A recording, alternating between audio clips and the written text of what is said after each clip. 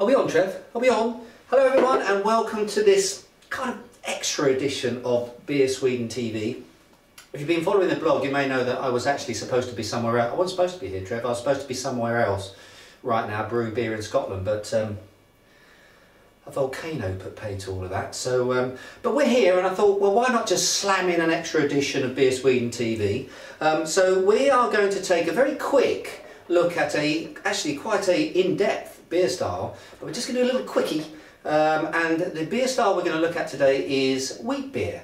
Now wheat beer is something that has made a bit of a comeback in recent years in the beer world. America has taken wheat beer and really sort of taken it to its heart and producing some very funky interpretations of it. But today we'll be looking at two of the sort of traditional styles or families of wheat beer. First of all, we're going to try one from Weihenstephaner, which is a German or Bavarian wheat beer, quite traditional, from an extremely traditional brewery. The other one is a Belgian wheat beer. They're basically the same thing. Both have wheat in them. But Hoegaarden, of course, is pretty well known in Sweden. You can pretty much go into most pubs and Systembolaget, so you can see bottles of this being sold. If you ever order one, of course, you'll know instantly that you've got Hoegaarden because it comes in an enormous, great big glass bucket. Have you ever tried one of those, Trev? It's a two-handed job, I promise you. It's a big glass bucket. It makes you look really, really small. It's like someone's like, honey, I've shrunk the beer drinker, because suddenly your hands look tiny in comparison to this huge bucket of beer. But very interesting style. Wheat beers generally, what are they? Well, of course, the name gives away a lot of it. They have a proportion of wheat included into the mash tun at the same time as barley malt. Most beers that we've been trying so far in Beer Sweden are brewed using barley malt. But in the case of wheat beers, of course, they add a proportion, a percentage of wheat in there. What does that do to the beer? It makes it very smooth generally. You've got this very smooth, creamy sort of texture to the beers.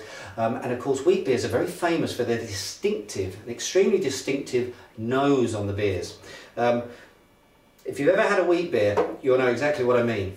So let's crash straight into it. Now you'll see that I've poured up, and in fact it's died a little bit in the glass, but you'll see that I've poured up an example of wheat beer from this extremely, I would say, attractive looking. Some people may say it's a little bit garish, but it's from the 2006, is it the World Cup 2006 European Championship? 2004 Europeans, that's right. It's actually from Erdinger, look.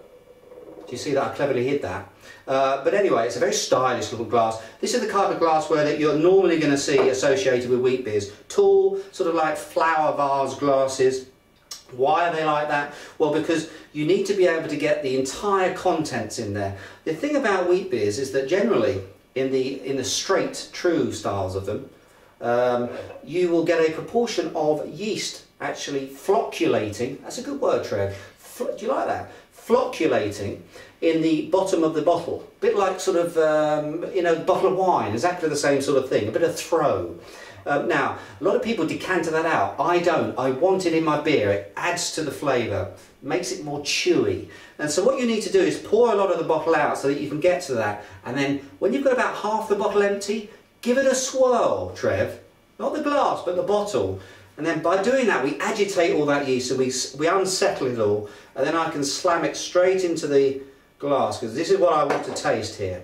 Okay, now the first beer, Trev, I didn't ask you to do this. Can you zoom into this? Weihenstephaner.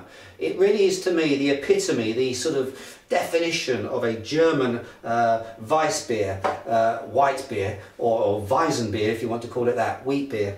It's from Weihenstephaner. Which is the world's oldest brewery, believe it or not. 10,040 this was established. It really is, I mean, Munich was basically a field with cows wandering around in it when this started brewing beer. It is that old. And to me it really does typify the German style. What is the German style? Well, it has to have at least 50% of wheat in the mix, okay? What does that do? Well, it means that the beer is generally quite low in terms of bitterness. The IBUs in Weihenstephaner are around 14. That's almost like sort of Budweiser, and that's the American Budweiser type of strength. So you're not going to get any bitterness in it, or very, very little. It's right there in the background. High carbonation, that's why you generally get these towering sort of whipped egg sort of heads to the beer. Lots of protein in there, of course, builds huge heads on beer.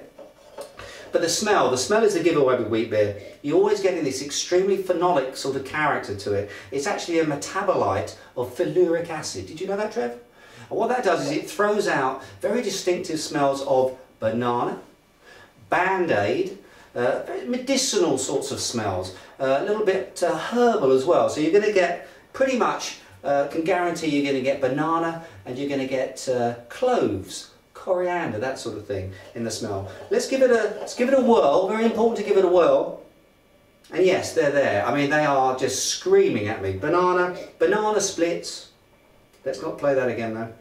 Banana split, cream, vanilla, a little bit of lemon tart. You know those sort of fancy French delicatessens or patisserie where you can go in and, you know, buy a little tart, lemon tart, costs about 50 euros a pop. Yeah, one of those. That's in there too. But let's try it.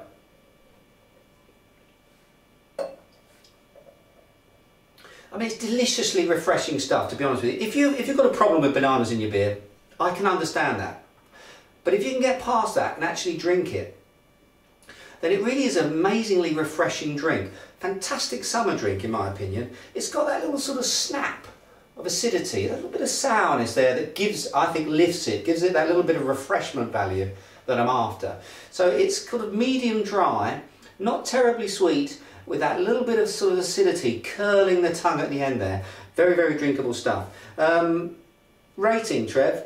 I'm going to give it 3.5. I'll be honest with you, I'll put my hand in the air and say I'm not a wheat beer fan, to be honest with you, but I do think this is a great example of one and well worth trying. In terms of German wheat beers, there are other styles as well, worth checking out if you find them. Dunkels, they're dark wheat beers. The malt there is a lot darker, you'll see it in the glass. Weizen Box, a lot stronger, very alcoholic. Good fun to try if you can get hold of them. And Cristal, if you're concerned with the look of the beer, if you think it looks hazy and sort of off and infected, you can actually get a Cristal version of it whereby they filter all the yeast out, so it's actually bright and clear.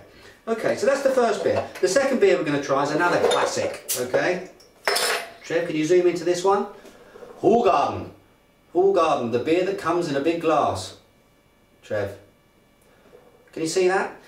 This is a classic. As I say, it's extremely available, pretty well known. Look at the colour of this straight away. Look, you're getting a massive head, but look at the colour of it. It really is whitish, a lot lighter, almost sort of ghostly white. Lovely looking colour, lovely looking beer. Hoegaarden was basically dead on its knees in the 50s. It was revived by a guy called Celis White, who bought it back in the 80s, and it really has had this renaissance. And thank goodness he's done it, because it really is a classic of its style. It uses about 45% of wheat in the mix. As I say, you're getting this very hazy, almost like apple juice like colour, like pressed apples.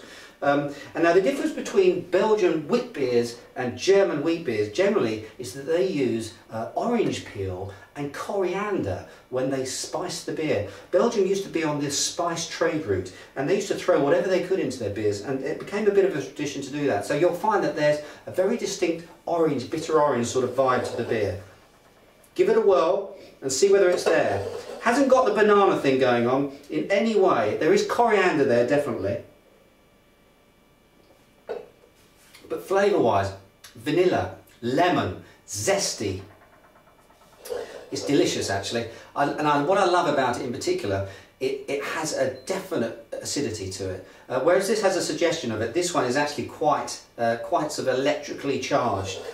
It really is lovely stuff. Best served at around 11 to 12 degrees. Don't chill it down too far like some people do. This is a summer drink. Really is a hazy, lazy summer's day sort of drink. Lovely stuff. I'm going to give this 4, Trev. For some reason I just think it's actually just got that little bit more refreshment value, a little bit more interesting, and a little less banana. Okay then people, so that's wheat beer. Hope you enjoyed this little extra episode. Until next time, cheers and beers.